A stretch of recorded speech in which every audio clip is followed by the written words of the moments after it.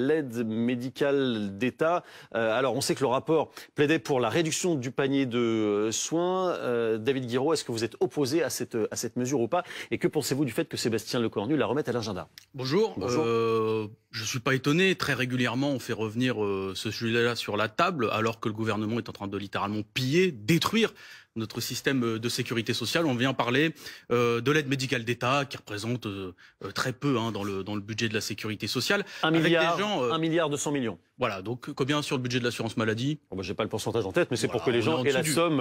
On est en dessous du pourcent, donc de 20%. Donc c'est vraiment très peu par rapport aux dépenses d'assurance maladie. Et surtout, on parle d'un dispositif dont les auteurs du rapport, qui vont être reçus tout à l'heure, disent eux-mêmes. On parle quand même de Evin et Stefanini. Stefanini, conseiller spécial de Monsieur Retailleau.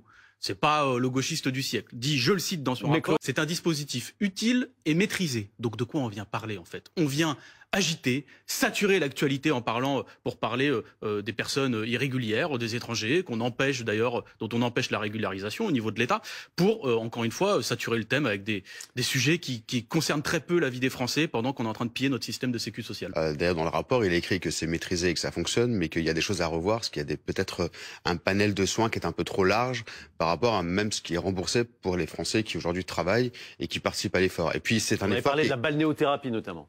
Par exemple, ou alors de certaines opérations esthétiques qui ne sont pas justifiées d'un point de vue médical en permanence. Après, c'est un débat de fond qui se pose. On demande un effort à tout le monde.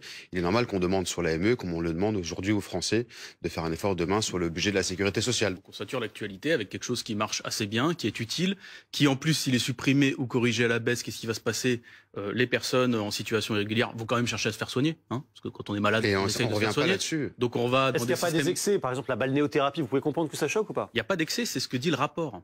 Il n'y a pas d'excès. Le rapport préconise quand même la réduction du panier de soins. Mais la balnéothérapie, alors là, on utilise des mots, balnéothérapie. Alors les gens se disent, bah oui, en fait, c'est des étrangers en situation irrégulière qui vont prendre des bains moussants dans des sources chaudes. C'est pas ça, y compris sur les opérations esthétiques, etc. C'est dans certains cas très particuliers. C'est pas des opérations esthétiques. Donc tout ça, c'est quoi? C'est on sature. Et je crois que dans ce que dit Monsieur Mendes, il y a autre chose, c'est-à-dire qu'en gros, on utilise la question des personnes en situation irrégulière pour dire, regardez, vu qu'on leur fait faire des efforts à eux, ça justifie qu'on fasse faire des efforts aux Français. Et quelque part, en fait, la question de l'immigration est utilisée aussi pour justifier la brutalisation du peuple français.